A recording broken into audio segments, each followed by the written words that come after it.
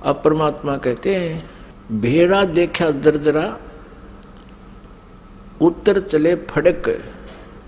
पहले बेड़ा होता था, बेड़े चला करते थे, दरिया पार करने के लिए नौका भी नहीं होती थी तो उसमें बेड़ा बनाया करते थे। बेड़ा, वो बेड़ा तो आपको याद नहीं होगा लेकिन ये समझ ले नौका है। जिस नौका में आप बैठे हो उस नौका में पानी भर रहा है, उसमें उसका नीचे का बेड जो है वो डैमेज हो चुका है और साथ में दूसरे वाला बिल्कुल जो है सही नौका साथ में आ जाता है और आपको पता चल जाता है कि ये तो डूबोगे तुम इस नौका में जिसमें बैठे हो, पानी भर रहा है इसके अंदर। तो कहते हैं परमात्मा कहते हैं बेड़ा देखा दरदरा और उत्तर चले फड़के। डूबे थे पर उबरे। कबीर परमेश्वर जी हमें बताना चाहते हैं कि जो बुद्धिमान होंगे वो ऐसा करेंगे। डूबे थे पर उबरे, गुरु के ज्ञान चमक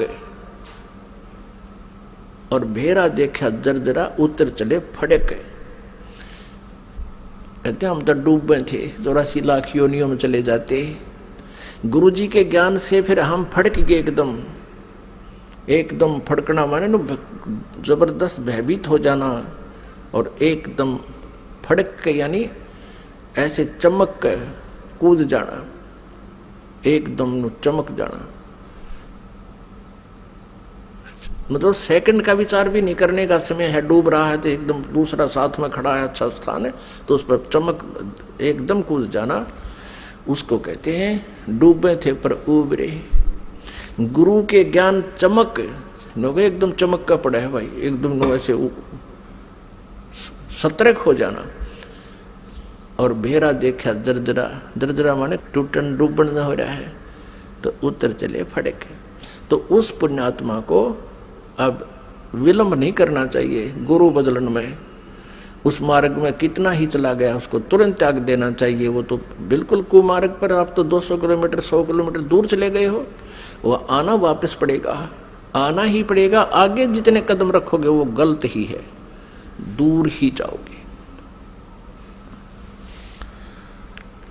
तो जैसे कोई तो श्री ब्रह्मा जी को रचयिता बताते हैं, कोई श्री विष्णु जी सतगुण जी को रचयिता बताते हैं, कोई तम गुण श्री शिव जी को रचयिता बताते हैं, कोई श्री ब्रह्मा जी रजोगुण को ब्रह्मांड का रचयिता बताते हैं, सभी ब्रह्मांडों का।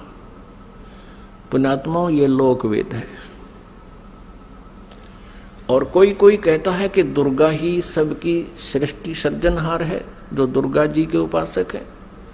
जो श्री देवी जी के उपासक हैं वो देवी जी को ही सब कुछ मानते हैं।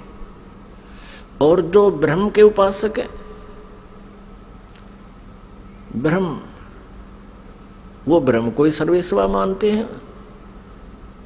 तो पुण्यात्माओं हमने सबसे पहले ये मैप देखना होगा, अपने सदग्रंथों रूपी मैप को हम पुनः देखेंगे कि इनमें हमें क्या मार्गदर्शन हुआ है, तो तब हम संतुष्ट होंगे।